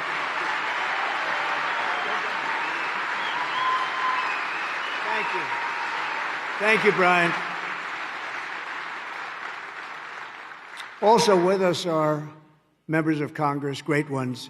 Scott Fitzgerald. What a nice name that is. That's a good name. Where's Scott? I love that name, Scott. Must be a good writer. He's a great writer. Glenn Grothman. Thank you, Glenn. Been my friend for a long time. And a man who is not from these parts any longer. He was from here. He grew up here, and he loves it so much. He's from a place called Texas.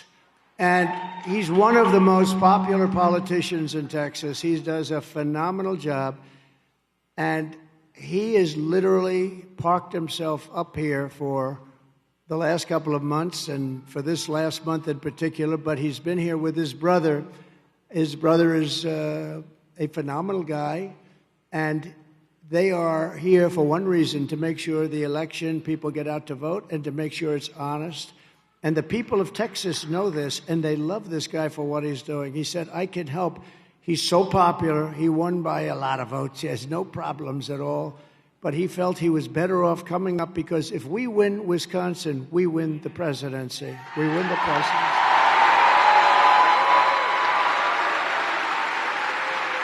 We win the presidency. So I'd like to ask, and he's just a special guy. I mean, he loves this country so much, and you know, I can tell some guys come up, I love the country. Other guys come up, I love that country, you have to.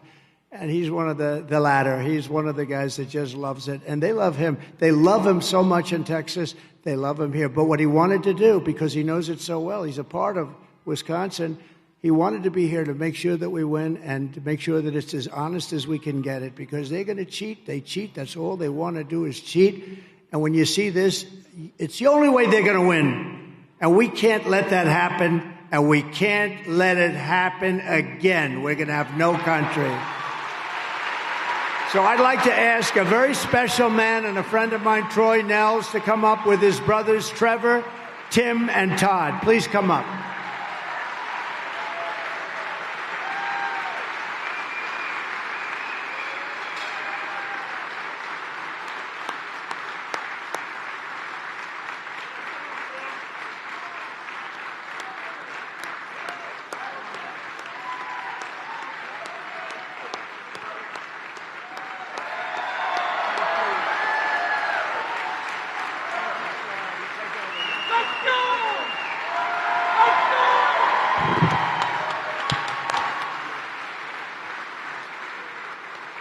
Mr. President, what an honor and a privilege is to be up here with my brothers. We are honored to be with you. Look at the thousands of people out here that love you. They're here. This is America. This is the heart and soul of America. The blue collar, the farmers, they're all here for you, sir. They're here for you because they love you and they think you're great. You know, I've been planning on this thing. I've been reaching to the team. I said, sir, we got to have a rally in Wisconsin. We can win Wisconsin. We keep looking and we keep looking. Gets canceled, this and that. And then all of a sudden, I get a call last Tuesday. Hey, Congressman, you think Sunday would work? What the hell kind of time are you giving us on Sunday to get it? But look at everybody's here. Everybody came because they know how important this election is. You know it. Mr. President, I can assure you this. The passion in this state, they love you. We have been up here for weeks going to county fairs. We see the passion. We see the love. We see the energy. And, sir, I can assure you, everybody here is going to get their family, their friends. We are going to win Wisconsin, and Donald Trump is going to make America great again. He's going to do it. He's going to do it.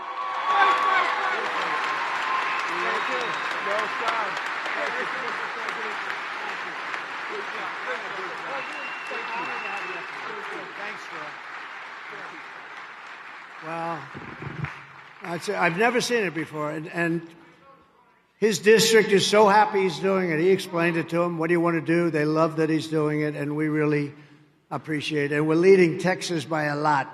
We're leading Texas, so he said, I want to come up here because this is a big deal. Wisconsin's a big deal. Thank you. And he knows it so well. They grew up here. Thanks. Former U.S. Senator Bob Kasten. Bob, thank you very much. Bob. Nice to see you, Bob.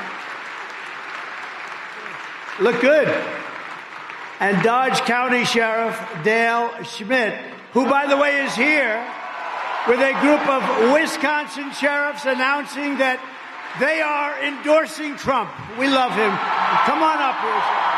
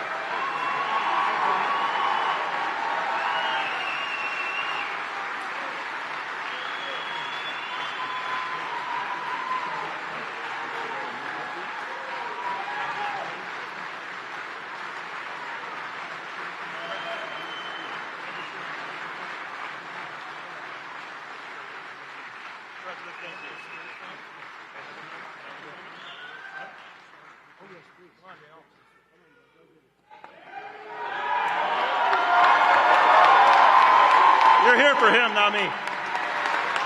Mr. President, I am proud to announce that all of these sheriffs are among a very small amount of sheriffs and law enforcement across our country that support you. I'd say 80 to 90% of law enforcement across this country are behind you, Mr. President.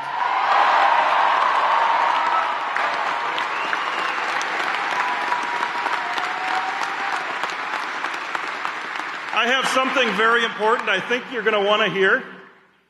In Dodge County, in this 2024 election, there are 0 drop boxes for the election.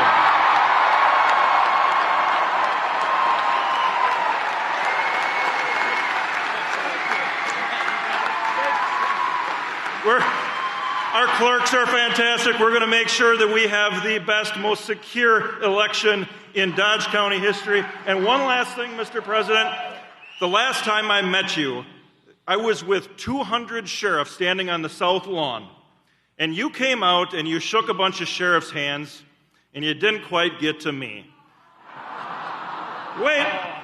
So I did one thing that I knew would get his attention, and he'll do again here shortly as soon as I say it.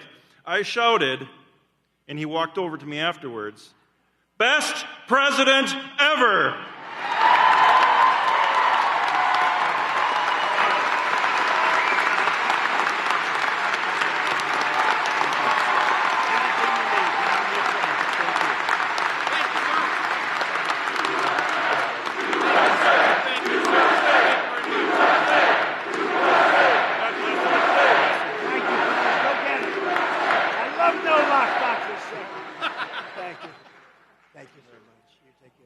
This is a great honor. These are great, great men, and there's nobody that respects them more than this group. They do such a job, and generally law enforcement in our country, and woman. Come here.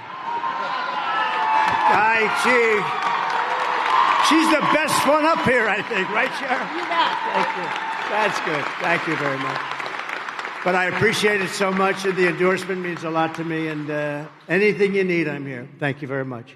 Thank you, Sheriff.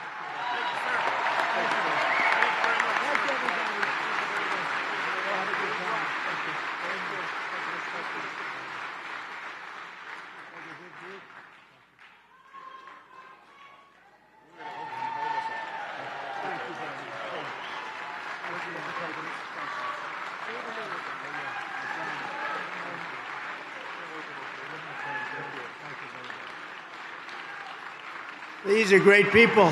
Wow, what a group. Thank you, sheriffs. Thank you. And we have a lot of law enforcement here today, and I just want to say to all of the people in Wisconsin and law enforcement officers, all of them that are here today, we have so many. I will give you my total support, resources, power, protection, and respect. You are going to do your job because that's what you want to do. You're the most respected people in our country. I want you to know that. Sometimes you don't feel that way, but you are the most respected people. So I really think. And Sheriff, thank you very much. What a group. I was a little concerned. You know, there was a lot of beef up here, and I'm worried about this. I was worried about this platform. I said, do you think it's structurally okay? You know, I'm the real estate. And I'm looking at this. It wasn't looking too good. I had to say, come on, let's get off. But these are great people, and boy, they love your state. They love our country. That I can tell you. So thank you very much. It's a great endorsement. Thank you very much. So the sheriffs will be happy to know that we're going to end sanctuary cities. We will never defund our police, and we will make Wisconsin safe again. They're going to actually do that. They're going to make Wisconsin very safe, and they've kept it safe anyway. They only know how to keep it safe. That's all they want to do. I want to thank you. They're great. Kamala Harris is the worst vice president in the history of our country, a radical left Marxist who was rated far worse than anybody else in the Senate. And here are the facts. She wants to very simply, and they always go back to their original. You know, with the politics, if you go back to me, you'll see I don't think I've changed at all. They comment like 30 years ago when I wasn't in politics. I've only been doing this actually for like a short while. A senator came up to me, sir, I've been doing this for 30 years. I know what I'm doing. I said, yeah, I've been doing it for about 8. And we became president. He's a man that wanted to run for president, but it never worked out. And if you knew him like I did, it will never work out. But Kamala Harris wants open borders. She will deliver even more catastrophic inflation. She was an original creator, sheriff, of a defund the police movement. What do you think?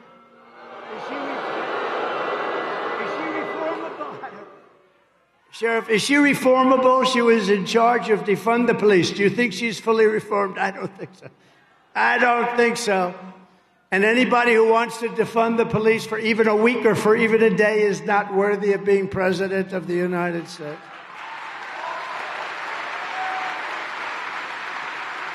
Kamala Harris vowed to abolish ICE. These are great people. These are great patriots. They're tough cookies, too. They would go into a pack of MS-13 gang members and the fist would fly. I don't know. Somebody has to do that job. I don't see anybody up here. I have a couple of friends. I don't see them doing that particular job. They're good at other things, but not that. But these are great people, and she wants to defund them. She wants to get rid of them. She wants to take ICE out. These are the people that remove the worst criminals, the worst gang members, the worst drug dealers from out of our country. Get them the hell out of here. And she wants to get rid of them. She wants mass amnesty and citizenship for all illegals. And she says that we must not utter the words illegal alien or radical Islamic terrorist. She lost more than, to me, statistically, this is the worst. In less than 4 years, she lost more than 325,000 migrant children that are now dead in sex slavery, or just plain missing. As California Attorney General, she redefined child sex trafficking, assault with a deadly weapon, or rape of an unconscious person as totally nonviolent crimes. She praised the idea of a 70 to 80% tax rate. She thought that was very good. She pledged to abolish private health care. Some people want private health care. They have to pay for it, but they maybe don't want to wait in line for 6 months and force everyone into socialist government-run health care, which is what you have to do. They wait online for months and months, and they take a routine or a minor illness, and they end up being terminally ill. And by the way, what we did for the military with that, we gave choice, And we also did something that was very important. We got rid of 9,000 sadists and bad people from our Veterans Administration, and we got rid of them. They hated our soldiers. They hated our heroes. We got rid of them and replaced them with people that love our people. That's what we want, love our country and love our people.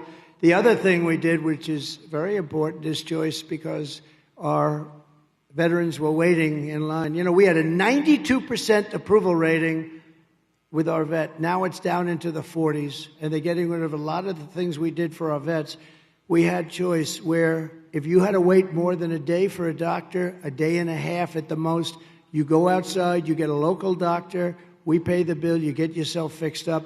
This never happened before with our vets, and it was unbelievable. And slowly but surely, they're going to dismantle that. They've already started dismantling that. It was one of the best things I was most proud of. And we're going to get it back very fast, you vets. We're going to get it back very fast. Now, people would be waiting in line for months. They'd say, you have to come back in 3.5 months, and whatever the condition. Can you imagine that where you're told you can't even see a doctor for 3.5, 4 months, longer than that? And you know, the VA has some great doctors, but the management of getting to see them was very peculiar. So we're going to take care of that. But we did something. They've been trying to get that for 58 years, and I got it done, totally done, and nothing worked better.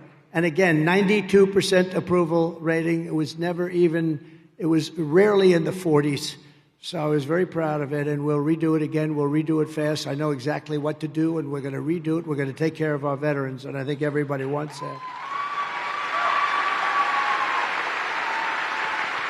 And as people have been hearing and not believing, but it's true, she even endorsed free sex changes for illegal aliens in detention at taxpayer expense. So if you're an illegal alien and you're in detention and you decide that you would like to go from a man to a woman, we give you an operation. You know, not only is the concept bad, but it's an unbelievably expensive procedure, and we're supposed to pay for it. This is what she wants, and she wants to do it. And she hasn't declined that yet. You know, it's hard for them to decline everything. So normally if somebody changes one policy, they're out of business, right, Troy? She's changed 15 policies from fracking to everything to that. And nobody believes her. And if she ever won, as soon as that would happen, you're going to be a whole different country. You will see things. And I don't even believe she's calling the shots. There are some very bad and vicious people that surround her that call the shots. She's just a vehicle. Just like Biden was a vehicle. He has no idea what the hell he's doing. And you saw that. You saw that. Think of it. He has no idea. He couldn't answer any questions. And she can't do anything. She can't do anything. She doesn't want to talk because she is just a vehicle for very bad people that surround her. 2 days ago, Joe Biden shuffled into the White House press room and made the most powerful case against Kamala Harris because she's trying to disassociate herself from crooked Joe Biden. What do you like better, crooked Joe or sleepy Joe? Depends. When he's sleeping on the beach, I like Sleepy Joe. When he's in the White House, I like Crooked Joe because he's the most crooked president we've ever had. But right now I think Sleepy because they took the presidency away from him. They had a coup. They staged a minor coup, if you haven't heard. But she is trying to disassociate. She doesn't even know who the hell he is anymore. She doesn't mention his name. She doesn't mention how bad inflation was, how bad the 325,000 children that we just mentioned. All of these things are so bad. How bad the economy is. How bad the border is. To me, again, the border. It's the border. You know, I won in 2016 because of the border. I did a phenomenal job. Is that right, Troy? You were a beneficiary in Texas, and I did such a great job. And then in 2020, when I ran, got more votes and everything. But I wanted to talk about the border. My people said, sir, nobody wants to talk about the border anymore. You fixed it. I said, that's why I want to talk about it. I couldn't talk about it. I said, I want to talk. People weren't interested in it. But that border in 2016 was nothing compared to what you have today. What you have today is a sick group of people that are letting these really bad, dangerous people into our country. And we're not going to let that. We're going to close that up on day one. My first order is going to be close the border.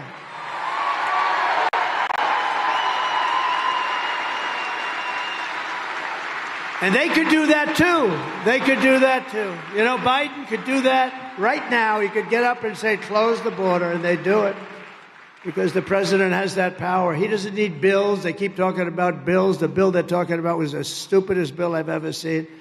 But they don't need bills. All the president has to do is say, close the border, and he has refused to do it. Biden said that he and Kamala were, quote, singing from the same song sheet. She helped pass all the laws, every single one of them. She was a major player in everything we did. Now, he went up into the White House press secretary's lectern, and he said this stuff. And they were dying. They were saying, oh, my God, it's coming down. And because, you know what? He got tired of hearing that she had nothing to do with anything. And he knew it was a lie. So he couldn't take it any longer, and he went up and made a fool out of himself, but you'd expect that. But he said this was one hell of a this was the worst press conference. They're screaming at him. He didn't know what the hell was happening. But the reason he went up there was to make that statement that she knew everything. She cannot disassociate herself. She approved everything. She was the vote in the Senate as the vice president for many of these bills. So a vote for Kamala is a vote for 4 more years of crooked Joe Biden. It's a disaster. It's a disaster for our country, and it'll never be this way. A vote for Trump is a vote for change, and it's a vote for saving our country. Unbelievable.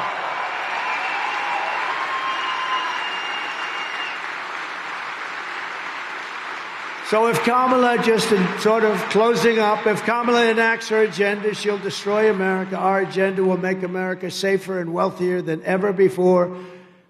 We will have, remember this, something that I think is very important for different people.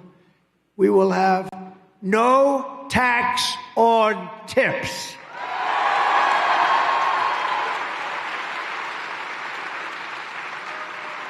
Now, that doesn't help the sheriffs too much. That's not going to help you guys. They never got a tip, I guarantee you that. But that helps a lot of people. That has been but no tax on tips. Then she copied us, right? 2 months later, she said, I've got a major announcement. There will be no tax. But she never even said it again after that.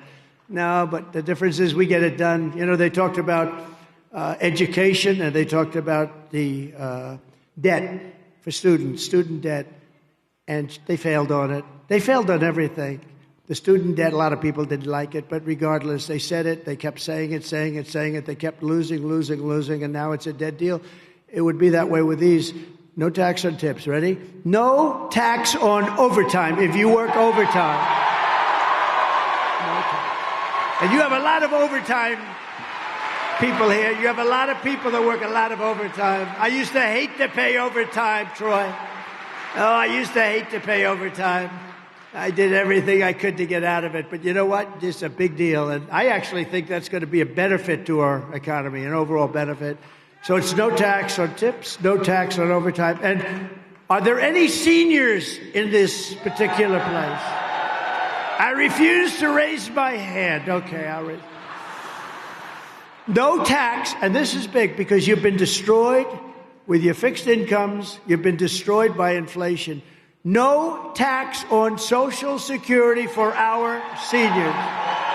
No tax for us. That's a big one. And I'll get them done fast. We've got people already working on it. We'll get them all done fast. Well, working Americans catch up. We're going to put a temporary cap on the credit card interest rates. Look, right now, people are paying 24%. They're getting killed. We have people with electricity and their bills that behind 26% of our country is behind on paying their electric bills. We can't let them pay 22, 24, 26% interest. He just said 30. Are you paying 30, sir? Let me see who you are. He's dealing with Alphonse Capone as his lender, right? Yeah, one of those nice lenders. So we're putting a cap of 10%, temporary cap, until we get past this terrible period that we're living in, right? I can do that quickly. We will become energy independent and then energy dominant like no country has ever seen before, because my second order, number one, close the border. We're going to get them out of here. Close the border. What's number two? Drill, baby, drill. We will open Anwar in Alaska, the largest drilling site perhaps in the entire world. Can you imagine? Ronald Reagan couldn't get it. Nobody could get it. They've been trying for years and decades, and nobody could get it. I got it done. And they were all set to take. This is a site that would supply all of Asia. We would make a fortune, would pay down our debt. And Biden comes in and he terminates it. Nobody could get it done. Ronald Reagan, it was his number one thing he wanted to get done. And it's much tougher to get it done today than it was many years ago. I can tell you that. They use the environment. They use anything they can use.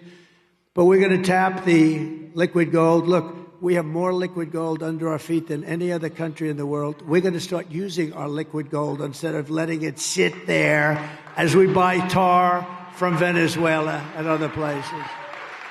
And we will always protect your Social Security and your Medicare. We're not going to have any cuts. And I'll tell you, we're never raising the age. She's going to raise the age on Social Security by 5 years. We're not raising the age on Social Security. And we didn't for 4 years. We proved it. They're going to raise it because they're letting so many people on that shouldn't be there.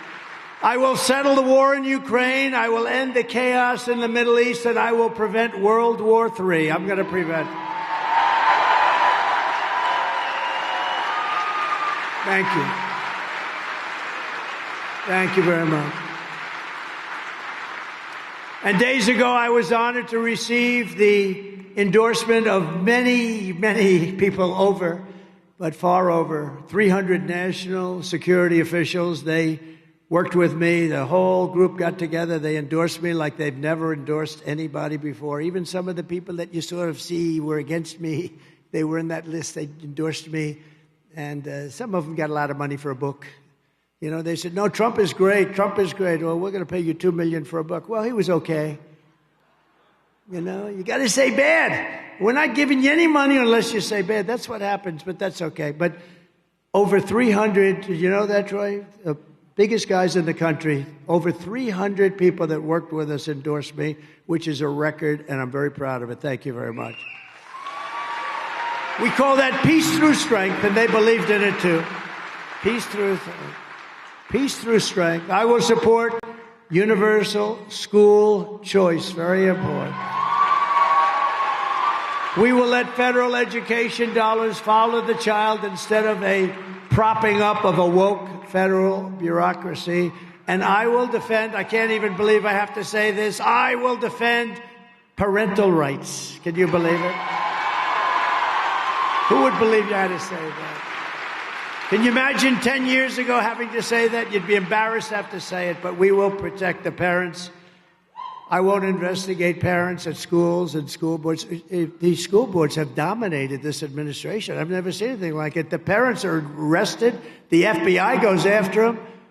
We will protect parents. We will protect parental rights. It's very, very important. I'm going to be listening to the parents. I'm listening to the parents.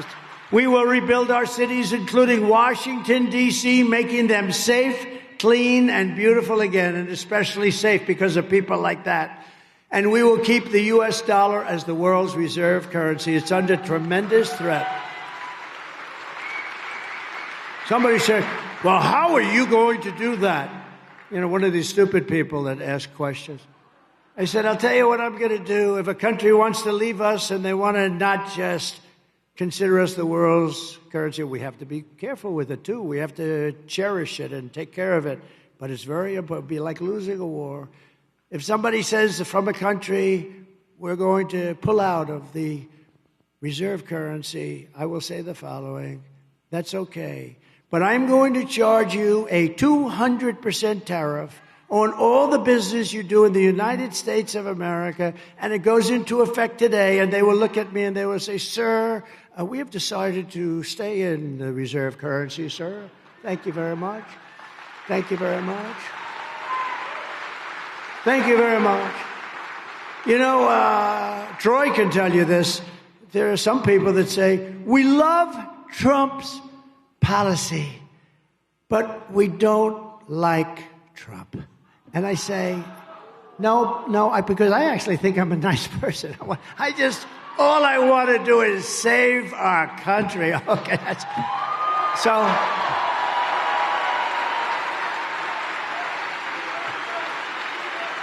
I just want to say that. And then a couple of our senators said, here's the problem. You like his policy, but his policy only works with him. Because like that, what I just told you, how many people would say to the head of a country that when Macron, nice guy, Emmanuel from France, he said he's going to tax American companies at a very high rate, higher than other companies. And I said to Mnuchin and some people, don't let him do it. Go tell him you're not going to do it. And if he does it, it's going to have a problem. They went and they came back and they said, sir, we haven't been successful. I said, go do it again, and after that, I'll take it. And they did it again, and they were unsuccessful. They came to me. They said, no, he's going to tax American companies. Now, this is France. They're going to tax American companies at a very high rate. Very few others, but American companies. And I said, get him on the phone. I got him on the phone. Emmanuel, how are you? Oh, Donald, I am fine. Thank you so much. I said, Emmanuel, I understand that you're going to put a very big tax on American companies. Now, as your president, I have to protect American companies. I can't let that happen. And other companies and other countries aren't going to be taxed. Like hell, that's going to happen. So I said, I understand that's going to happen, Emmanuel. Yes, Donald, it is already passed by essentially their legislature. I said, no. I said, no, Emmanuel, you're not going to do that. Yes, Donald, it's too late. I'm so sorry, President, I am so sorry. I said, it's not too late. Not too late.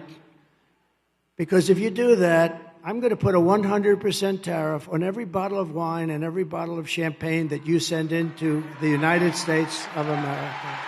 100% tariff.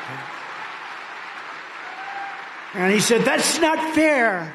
That's not fair. I said, listen, it's not fair that you're taxing our companies at more than other countries' companies. So to me, it's very fair. He said, I told him, and I was very late. I think I was probably working on one of the hoaxes or something that was, keeps you busy. The Democrat scams and hoaxes. I said, Emmanuel, I don't have time. I'm giving you 5 minutes to call me, if you will. Please call me back within 5 minutes. Let me know it, because I'm ready to sign this tax. I will call back. He called back in about 2 minutes. He said, Donald, I have decided that we will not charge this tax on American companies. Thank you, Emmanuel, very much. See you soon. Bye. I did so much of that. I kept us out of wars. Remember, with Trump, you had no wars. Remember Crazy Hillary? She said, look at him, look at him. Look at his attitude. He's going to cause wars. And I said, no, my attitude is going to keep us out of wars. And I was right. Except I finished off ISIS, right? We finished off ISIS. 100% of the ISIS caliphate was going to take 5 years. I did it in 1 month. It was done. No wars. First time in 81 years. I started no wars. But this is how we will end the era of inflation and mayhem and misery under Kamala and Crooked Joe. He's crooked as a $4 bill. I used to say a $2 bill, but I see $2 bills around, so I can't say that. And unleash safety, prosperity, and peace for Americans of every race, religion, color, and creed, every one of them. Together, we will deliver low taxes, low regulations, low energy costs, low interest rates, and low inflation so that everyone can afford groceries, a nice car, and a home, the basics. We will stop the invasion. We will end migrant crime. We will strengthen our military. We will build a missile defense shield around our country. Much of it will be made in Wisconsin, by the way. We will keep critical race theory and transgender insanity the hell out of our schools. It's God. And we will keep men out of women's sports. We will defend the Second Amendment, protect religious liberty, restore free speech, and we will, once and for all, secure our elections. Everyone will prosper, every family will thrive, and every day will be filled with opportunity and hope, and especially for the people of Wisconsin, you're going to be happy. You're going to be happy. But for that to happen, we must defeat Kamala Harris, and we must stop her country-destroying radical left agenda once and for all. We have to knock it. We want a landslide that's too big to rig. We want a too big to rig. And just finally, after all we have been through together, we stand on the verge of the 4 greatest years in the history of our country. I believe they're going to be the 4 greatest years, not just a fixing up, it's going to be a going forward. With your help from now until Election Day, 30 days, we will redeem America's promise, we will put America first, and we will take back the nation that we love. November 5th will be the most important day in the history of our country, and together we will make America powerful again. Powerful. We will make America wealthy again.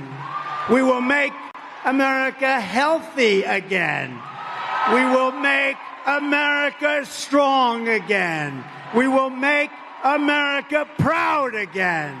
We will make America safe again.